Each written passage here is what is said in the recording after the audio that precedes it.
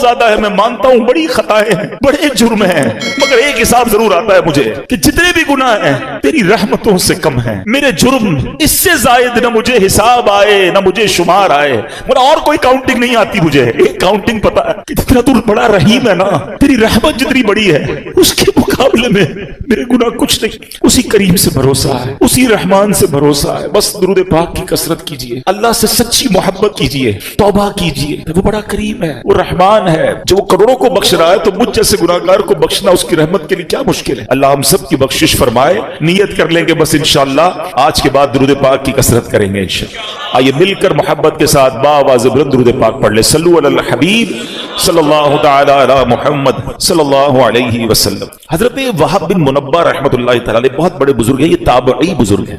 आज ये भी समझ ले ताबई किसको कहते हैं, सहाबी किसको कहते हैं, पहले ये डेफिनेशन समझ ले। जिस शख्सियत ने सरकार दो आलम अलैहिस्सलातु वस्सलाम का ईमान की हालत में दीदार किया या सोहबत उठाई, दीदार करना शर्त नहीं है क्योंकि कुछ सहाबा नाबीना भी थे, सोहबत उठाई ईमान की हालत में और उनका इंतकाल भी ईमान पर हुआ, तो वो सहाबी हैं। और सुभान अल्लाह, हर सहाबी जन्नती है, हर सहाबी ये नबी ऐसे बड़ी कमाल की बात है। दुनिया का कोई कुतुब, कोई अब्दाल, कोई गौस किसी सहाबी के मर्तबे पर नहीं पहुंच सकता है, लेकिन गौस कुतुब अब्दाल की कितनी इबादतें हैं। इमाम आजम के बारे में आता है 45 साल तक इशा के वजू से फजर पड़ी। गौस पाक के बारे में आता है ऑलमोस्ट मोर देन 30 इयर्स इशा के वजू से फजर पड़ी, पूरी पूरी रात कई सालों तक कुरान पढ़ा। मगर कोई भी जिसको कहते हैं ना कि गौस कुतुब अब्दाल, किसी एक सहाबी के मर्तबे पर नहीं पहुंच सकता। और कई सहाबा ऐसे हैं जिन्होंने कोई नमाज ही नहीं पढ़ी, कोई रोजा नहीं रखा, है ना। अजीब बात, कैसे होता था ऐसा। जब नबी पाक गज़वात के लिए जाते थे, जंग के लिए जाते थे, तो कुछ लोग आते थे प्यारे आका की बारगाह में, नबी पाक की बातें सुनते, आपका दीदार करते, कलमा पढ़ते और जंग में शामिल हो जाते, शहीद हो जाते। मौका ही नहीं मिला नमाज पढ़ने का, कोई वक्त ही नहीं आया नमाज पढ़ने का। मगर मर्तबा क्या मिल गया कि किसी गौस कुतुब अब्दाल कोई बराबर ही नहीं पहुंच सकता। तो पता ही ये मर्तबा मिला कैसे था? ये मर्तबा मिला है जलवाए जाना देखने की वजह से। अच्छा, ये बड़ी इश्क वाली और बड़ी गहरी बात है, कहीं पढ़ी नहीं है, ठीक है, लेकिन है बड़ी गहरी बात। कहते हैं किसी की मुंह दिखाई होती है, किसी को देखकर बंदा कहता है आज इसका दीदार किया तो इसको कोई तोहफा देना। हबीब पाक के चेहरे अनवर की जिसने जियारत कर ली, सिर्फ जियारत ईमान की हालत में कर ली और उसका खात्मा ईमान पर हो गया, रब्बे करीम ने उसको इनाम क्या अता फरमाया कि उसको सहाबी बना दिया। अब दुनिया का कोई गौस, कोई कुतुब, कोई अब्दाल उसके मर्तबे पर नहीं पहुंच सकता। ये महबूब करीम के जलवे की रानाइयां और उनके दीदार की बरकतें हैं। और फिर ताबई किसको कहते हैं? ये सेकंड लेयर है। फर्स्ट लेयर सहाबी है, सेकंड लेयर है ताबई। ये वो लोग हैं कि जिन्होंने किसी सहाबी का ईमान की हालत में दीदार किया और उनका खात्मा भी ईमान पर हुआ। ये है ताबई। ताबई भी जन्नती है। और फिर फरमाया कि जिसने किसी तबा ताबई कहलाते हैं, जिसने ईमान की हालत में किसी ताबई का दीदार किया और उसका इंतकाल भी ईमान पर हुआ, उसको तबा ताबई कहते हैं। ये 3 अदवार हैं। कभी आप किताब में पढ़ेंगे ना, पुरानी किताब में कुरून सलासा पढ़ेंगे आप, 3 टॉप लेवल के दौर, 3 अदवार, the top era of the world. ये 3 वो दौर हैं जो सबसे मुबारक दौर कहलाए। नंबर 1 सहाबा, फिर ताबई और फिर तबा ताबई। अब ये जो हज़रत वहाब बिन मुनब्बा हैं ये ताबई हैं। चले एक और आपकी मालूमात में इजाफा कर दूं, 4 फिक्र के इमाम हैं, इमाम आज़म अबू हनीफा, इमाम शाफई, इमाम अहमद बिन हंबल और इमाम मालिक। चारों कमाल हैं, चारों हमारे सर के ताज हैं, ठीक है। लेकिन इन चारों में अफजल कौन है? इमाम आज़म अबू हनीफा है, क्योंकि आप ताबई हैं। इमाम आज़म ने कई सहाबा की सोहबत उठाई, उनसे मुलाकात की, उनका दीदार किया। बहरहाल अब मैं आता हूं इस वाक़े की तरफ। वन ऑफ द अमेजिंग वाक़या है, हज़रत वहाब बिन मुनब्बा कहते हैं कि हज़रत इब्राहिम खलीलुल्लाह अला नबीना व अलैहिस्सलाम, ठीक है, ये अल्लाह के खलील, अल्लाह के दोस्त। और अल्लाह अकबर, मौजू मेरा आज नहीं है लेकिन बातें ज़हन में आती जा रही हैं, मेरे बच्चे भी हैं, यंगस्टर भी हैं। हज़रत इब्राहिम अलैहिस्सलाम को जरूर पढ़ें। He is one of the amazing personality of the history of universe. कमाल शख्सियत है हज़रत इब्राहिम की, बहुत सारी शानें हैं, मगर जो कमाल की बात मैं आपको बताऊं कि चार जो आसमानी मज़ाहिब है ना, इन चारों मजहबों में हजरत इब्राहिम का अदब है, आपका एहतराम है, वो तमाम आपको मानते हैं। नंबर 1। नंबर 2, आप अबुल अंबिया हैं। हजरत इब्राहिम के बाद जितने नबी आए वो सब आपकी औलाद में से, इसलिए आपको अबुल अंबिया भी कहा जाता है। बहरहाल अब हजरत इब्राहिम अलैहिस्सलाम को हुक्म मिला कि रखते सफर बांधे, दुनिया का सफर करें और हमारे अजायबात देखें, अल्लाह की कुदरत के नजारे देखें। तो आपने रखते सफर बांधा और रवाना हो गए। तो चलते चलते जब आप साहिल समंदर के करीब पहुंचे तो वहां आपको एक गुलाम दिखाई दिया जो बकरियां लिए जा रहा। हजरत इब्राहिम अलैहिस्सलाम ने उससे पूछा कि ए गुलाम, क्या तुम्हारे पास पानी या दूध है?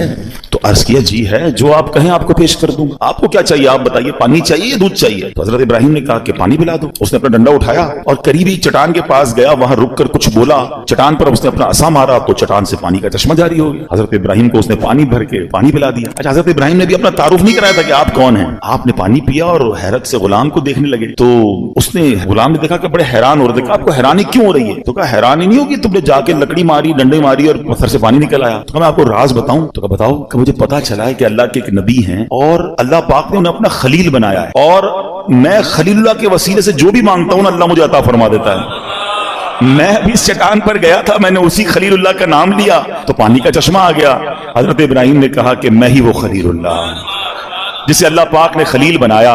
اللہ اکبر. یہ سن کر تو غلام کی خوشی کی انتہا نہیں رہی کہ میں تو روز جس کے وسیلے سے کام کر رہا ہوں وہ آج میرے سامنے آ گئے. وہ کہتے نا، وہ آئے ہمارے گھر خدا کی قدرت ہے، کبھی ہم ان کو کبھی اپنے گھر کو دیکھتے ہیں. دل ہی دل میں اپنی قسمت پر فخر کر رہا تھا. کہتے واقعی سچ بتا آپ ہی خلیل اللہ. حضرت ابراہیم فرماتے ہیں ہاں میں ہی خلیل اللہ ہوں. اللہ اکبر. یہ سننا تھا کہ وہ غلام بے ہوش ہو کر گرا، یعنی خوشی کے مارے اسے کنٹرول نہیں ہوا اور اس کی روح قبض ہو گئی. روایت میں آتا ہے اس وقت آسمان سے ایک نور اترا اور اس نور نے خوش نصیب غلام کی لاش کو ڈھانپ لیا. جب وہ نور چھٹا تو پتہ نہیں چلا وہ لاش کہاں گئی. نور سے اٹھا لیا گیا یا زمین میں دفن کر دیا. یہ ایک واقعہ آپ کے ساتھ ہوا. اور آگے بڑھے، ایک پہاڑ پر پہنچے، وہاں ایک گھر تھا، اس کے 2 دروازے تھے. آپ علیہ السلام اندر داخل ہوئے. اندر ایک تخت تھا، اس کے اوپر کسی کی لاش رکھی ہوئی اور اس کے اوپر 70 خوبصورت حلے، خوبصورت لباس ڈالے ہوئے تھے اور سر کے پاس ایک تختی رکھی ہوئی لاش، اس کے اوپر 70 قسم کے ڈریسز اور ایک تختی تھی. حضرت ابراہیم علیہ السلام نے جب اس تختی کو پڑھا تو اس پر پتہ کیا لکھا تھا؟ میں شداد بن عاد ہوں، میں 1000 سال زندہ رہا، میں نے 1000 لشکروں کو شکست دی، میں نے ہی شہر ارم بنایا، مگر افسوس جب میری موت کا وقت قریب آیا تو میری ساری تدبیریں رد ہو گئی. میں نے دنیا بھر سے ڈاکٹروں کو جمع کیا، کوئی بھی میری موت کو ٹال نہ سکا. بس جس نے بھی مجھے دیکھا اب اسے دنیا کے دھوکے میں نہیں آنا چاہیے. اے لوگو، خود پر دنیا کے دروازے تنگ رکھو. تم اتنی بادشاہت کے مالک نہیں ہو جیسی بادشاہت کا مالک میں. تم اتنا عرصہ زندہ نہیں رہے، نہ رہو گے جتنا عرصہ میں زندہ رہا. تم اتنا جمع نہیں کر سکو گے جتنا میں نے جمع کیا. ہاں ہاں سن لو، دنیا دھوکے باز ہے، قاتل ہے، اپنے طلبگار کے ساتھ کھیل کھیلتی رہتی ہے. یہ عجوبہ دیکھ کر حضرت ابراہیم علیہ السلام واپس تشریف. شاعر کہتے ہیں نا، بے وفا دنیا پہ مکر اعتبار، تو اچانک موت کا ہوگا شکار. موت آ کر ہی رہے گی یاد رکھ، جان جا کر ہی رہے گی یاد رکھ. گر جہاں میں 100 برس تو جی بھی لے، قبر میں تنہا قیامت تک. جب فرشتہ موت کا چھا جائے گا پھر بچا تجھ کو نہ کوئی پائے گا. موت آئی پہلوان بھی چل دی، خوبصورت نوجوان بھی چل دیے، دنیا میں رہ جائے گا یہ دبدبا، زور تیرا خاک میں مل جائے. 2 واقعات اور ان دونوں واقعات میں ہمارے لیے بہت کچھ سیکھ. پہلا خوش نصیب، کیسا غلام تھا، کیسا عقیدہ تھا، کیا اللہ کے نبی سے محبت تھی اور اس عقیدے کی برکت دیکھیں کہ ان کے وسیلے سے جو مانگتا تھا اللہ عطا فرما دیتا. ایکچولی یہ جو دعائیں ہیں نا، ان دعاؤں میں جو مین چیز ہوتی ہے نا وہ آپ کا بلیف کا اسٹینڈرڈ کتنا ہے، لیول بلیف کیا ہے. اس کو محبت اتنی تھی حضرت ابراہیم سے، بھروسہ اتنا تھا اللہ پر کہ میں خلیل اللہ کا وسیلہ جب اللہ کی بارگاہ میں پیش کروں گا اللہ میری مشکلیں ٹال دے گا، میری مصیبتیں حل کر دے گا. اور ایسا ہی ہوتا تھا. اس سے پتا چلا کہ حضرت ابراہیم علیہ السلام کی شان بھی کیا. اور اس واقعے سے یہ بھی پتا چلا کہ اللہ والوں کا وسیلہ بارگاہ الہی میں دینے سے بعض اوقات کام ہو جاتا اور اس میں کوئی حرج نہیں ہے. یہ تابعی بزرگ واقعہ بیان کر رہے ہیں، اس سے یہ سیکھنے کو مل رہا ہے کہ اللہ والوں کا وسیلہ پیش کر کے اللہ کی بارگاہ میں دعا مانگیں تو دعائیں قبول ہوتی ہیں. بہرحال دوسرا واقعہ جو تھا وہ بڑا ہی عبرت انگیز ہے، ہمارے لائف سٹائل کے حوالے سے وہ بڑا ریلیونٹ ہے. شداد کون تھا؟ بڑے روب و دبدبے والا بادشاہ تھا. یہ غیر مسلم تھا اور اس کے بارے میں اس نے کیا کیا تھا کہ اس نے جنت کا ذکر سن رکھا تھا. غیر مسلم مگر اسے سن رکھا تھا کہ مرنے کے بعد مسلمانوں کے پاس ایک کانسیپٹ ہے کہ جنت میں ان کو ڈالا جائے گا. تو اس نے کہا میں مرنے کا انتظار کیوں کروں اور مسلمان کیوں ہوں، میں خود ہی جنت بنا لیتا ہوں. شداد کی جنت دنیا میں مشہور تھی. اس نے کیا کیا، ایک عظیم شہر بنایا. ہم کیا امیجن کرتے ہیں حدیثوں میں نا کہ سونے کی اینٹیں ہوں گی، اس نے لٹرلی سونے کی اینٹوں سے محل بنائے، زبرجد اور یاقوت کے ستون کھڑے کیے، سنگریزوں کی جگہ خوبصورت موتی بچھا دیے، ہر محل کے گرد جواہرات بچھا بچھا کر اوپر نہریں جاری کی, طرح طرح کے درخت اگائے, غرض ایسا عظیم شہر بنایا نہ دنیا میں اس سے پہلے کوئی ایسی سٹی کریٹ ہوئی نہ اس کے بعد کبھی ہوئی. اور جب شہر مکمل ہو گیا نا, یعنی یہ شداد کا واقعہ کوئی افسانہ نہیں ہے, قرآن میں اس کا ذکر موجود ہے. اللہ قرآن میں فرماتا ہے فصب علیہم ربک صوت عذاب ان ربک لبالمرصاد, تو ان پر تمہارے رب نے عذاب کا کوڑا برسایا, بے شک تمہارا رب یقیناً دیکھ رہا ہے. اللہ اکبر,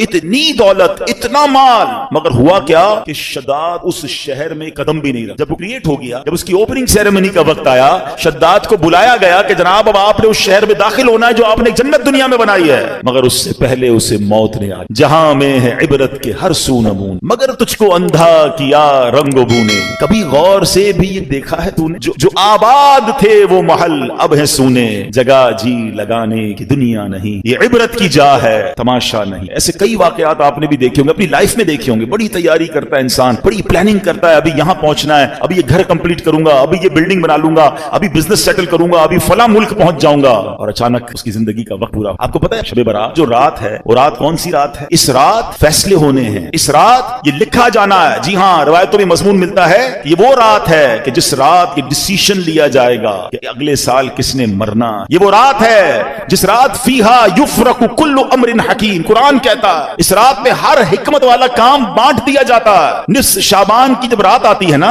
حضرت عطا بن یسار فرماتے ہیں کہ 15th نائٹ آف شعبان جب رات آتی ہے تو حضرت ملک الموت کو ایک چھوٹی کتاب, ایک صحیفہ دیا جاتا ہے, حکم دیا جاتا ہے اس میں جن کے نام لکھے ہیں ان کی روح اس سال قبض کر لینا. یہ ڈیوٹی دے دی جائے گی اس اگلے سال میں کس نے دنیا سے جانا. وہ آپ فرماتے ہیں آدمی شادی بیاہ میں مصروف ہوتا ہے, گھر کی تعمیر و ترقی میں لگا ہوتا ہے, جبکہ اس کا نام مردوں کی فہرست میں لکھا جا چکا ہو. بے وفا دنیا پہ مت کر اعتبار, تو اچانک موت کا ہوگا شکار, موت آ کر ہی رہے گی یاد رکھ, جان جا کر ہی رہے. ذرا تھوڑا سا امیجن کرو نا, 2023 شب برات میں ہمارے ساتھ کچھ لوگ تھے جو آج نہیں ہیں. مینز ان کا نام اس رات ڈیسائیڈ ہو چکا تھا اور وہ ڈیلیور کر دیا گیا تھا. ہمیں نہیں, ان کو بھی نہیں پتا تھا, ہمیں بھی نہیں لگتا تھا یار یہ تو آس پاس ہی رہتے ہیں یار, یہ کدھر جائے گا. مگر he is not with us right now. کہاں ہے؟ اپنی قبر میں. اگلی شب برات پھر آنی ہے, ہو سکتا ہے پھر مسجد میں اجتماع ہوگا, ہو سکتا ہے میں نہ ہوں, ہو سکتا ہے آپ نہ. کس بات کا غرور ہے یار, کس بات کی پلاننگ ہے؟ اتنے جنازے اٹھنے کے بعد بھی ہمارے اوپر غفلت ہے. میں ریسنٹلی ایک واقعہ ہوا ہے, بہت ہی میرے کلوز فرینڈ ہے, میں نام نہیں لوں گا, ان کے رشتہ دار یہاں موجود ہیں, مگر اس لیے وہ واقعہ بیان کر رہا ہوں کہ بہت کچھ سیکھنے کو ہے ہمارے لیے اس میں. ابھی پچھلے دنوں کی بات ہے, دنیا بھر سے لوگ جرمنی میں جمع ہوتے ہیں, ایک بزنس جو ہے وہ ایگزیبیشن لگتا ہے, ایمٹیکس, بڑے بڑے بزنس مین جاتے ہیں وہاں پر. اس بار اتفاقاً مجھے بھی جانے کا موقع ملا. ہماری نیت بزنس کی نہیں تھی, ہم الحمدللہ یہ نیت لے کر گئے تھے کہ جب دنیا بھر کے بزنس کمیونٹی کے لوگ جمع ہو رہے ہیں تو کیوں نہ ہم, ویسے جرمنی میں دعوت اسلامی کا بڑا کام ہے, تو ہم نے سوچا کہ ہم اپنا دعوت اسلامی کا کام بھی دیکھ لیں گے اور اس ایگزیبیشن میں جا کر بھی اسلام کی دعوت, نیکی کی دعوت اور لوگوں کو اللہ رسول کی بات پہنچائیں. میرے بہت اچھے وہ دوست بھی تھے, بہت, اگر وہ آج حیات ہوتے تو آج ہمارے اجتماع میں ہوتے, وہ اس مسجد میں بھی اجتماع میں آتے. اتنا ہمارے, یعنی سمجھ لیں ہماری اس فیملی کا حصہ تھے. ٹھیک ہے نا, کیا ہوا اب دیکھیں, مطلب کہاں موت آ سکتی ہے, کیسے موت آ سکتی ہے, آپ ذرا سمجھیے گا. اچھا میں اور آپ آج تک جب بھی جہاز میں بیٹھے ہیں ہمیں ایک ہی ٹینشن ہوتی ہے, جہاز گر نہ جائے. ایسا ہی ہے نا, سیٹ بیلٹ باندھ لیں, جہاز ببل کرتا ہے تو ہمیں گھبراہٹ ہوتی ہے, کیا جہاز کریش ہو گیا تو مر جائیں گے. وہ جہاز میں بیٹھے, وہ جہاز کریش نہیں ہوا, 200-300 مسافر تھے, سب جرمنی پہنچے, مگر جہاز میں کم و بیش 35,000 فٹ کی بلندی پر ان کی روح قبض. وہ جہاز میں تھے, میں جرمنی ایئرپورٹ پہ لینڈ ہوا, مجھے میسج آیا, مجھے یقین نہیں آیا. میں نے کہا اچھا, میسج بھی بڑا عجیب تھا کہ فلاں بھائی کا جہاز میں انتقال ہو گیا اور ابھی کچھ گھنٹوں بعد جرمنی فلائٹ اترے گی. میں جہاز میں انتقال ہوا تو خبر کیسے باہر آ گئی؟ اب تو خیر جہاز میں انٹرنیٹ آ گیا ہے. اب میں نے ان کے رشتہ داروں کو تلاش کرنا شروع کیا, ان کے کچھ رشتہ دار بھی جرمنی میں تھے, میں نے ان کو فون کیا. میں بھی ایئرپورٹ پہ ہی ہوں, جرمنی فرینکفرٹ ایئرپورٹ پہ ہی تھا. جہاز سے اترا, مجھے میسج آیا, مجھے یقین نہیں آیا کیونکہ مجھے یہ پتا تھا کہ یہ سارے آ رہے ہیں جرمنی. ان کے رشتہ دار کو کال کیا, وہ کہتے ہیں ہمارے پاس بھی خبر آئی ہے اور جہاز سے ہی آئی, لیکن ہم خود بھی شش و پنج میں کہ واقعی ایسا ہو گیا. تو میں نے کہا جہاز سے کیسے آ گئی؟ ان کے کچھ دوست ساتھ تھے, انٹرنیٹ انہیں ملا, انہوں نے فوراً میسج کیا, اور اچھا اب فلائٹ کب لینڈ ہوگی؟ تو کہا فلائٹ ابھی 5 گھنٹے باقی ہیں یا 4 گھنٹے باقی ہیں. میں بھی انتظار کرتا رہا, بار بار ہم فون پہ رابطے میں رہے, اور جیسے ہی جہاز لینڈ ہوا تو یہ خبر پکی تھی کہ دبئی سے جب جہاز اڑا کچھ گھنٹوں, 1 یا 2 گھنٹے بعد ان کی طبیعت بگڑی. جہاز میں جو بھی فرسٹ ایڈ دیا جا سکتا تھا دینے کی کوشش کی گئی, مگر ان کا وقت پورا ہو گیا. نماز پڑھ کر دبئی ایئرپورٹ پہ بتایا, انہوں نے وضو کیا, اسلامی اپنے دوستوں کو کہا چلو یار نماز پڑھ لیں. انہوں نے نماز پڑھی, ماشاءاللہ نیک آدمی تھے, نمازی آدمی تھے, ہماری محفل و اجتماعات میں آتے تھے, اور جہاز کے اندر ان کا انتقال ہوا. اللہ پاک ان کی مغفرت فرمائے, ان کے درجات بلند فرمائے, جنت الفردوس میں اعلیٰ مقام عطا فرمائے. بہرحال الحمدللہ وہاں दावत इस्लामी का नेटवर्क था, वहां पर उनको माशाल्लाह गुस्ल की सुन्नत के मुताबिक दिया गया। अल्लाह की रहमत से निगरान शूरा वहां मौजूद थे, उन्होंने जनाजा पढ़ाया। दुनिया भर के बिजनेस कम्युनिटी के लोगों ने जनाजे में शिरकत, दावत इस्लामी का मरकज फ्रैंकफर्ट फैजान मदीना में ये सब हुआ। मतलब यूं देखा जाए तो आखिरी जो फ्यूनरल था या आखिरी जो उनके जो रस्में थी वो तो बेहतरीन हो गई, लेकिन हम सबको वो एक पैगाम दे, जगह जी लगाने दुनिया, ये इबरत की जा है, तमाशा। अब भी अगर मैं मुझे और आपको एहसास नहीं होगा कि मैं कभी भी मर सकता हूं, यानी प्लान इतने सारे करने वाला क्यों नहीं सोचता, आगाह अपनी मौत से कोई बशर नहीं, सामान 100 बरस का है, पल की खबर। आप में से बहुत सारे लोग कब्रिस्तान गए होंगे, जाना चाहिए। शबे बरात सुन्नत है कब्रिस्तान, रिश्तेदारों की कब्रें होती हैं, मरहूमीन की कब्रें हैं, जाना चाहिए, फातिहा पढ़नी चाहिए। लेकिन दो बातें कब्रिस्तान के हवाले से भी अर्ज करो, कब्रिस्तान जब भी जाएं, अगर आपकी किसी रिलेटिव की कब्र है और वो कब्र ऐसी जगह पर है कि जहां आपको कई कब्रें फलांग कर पैर रख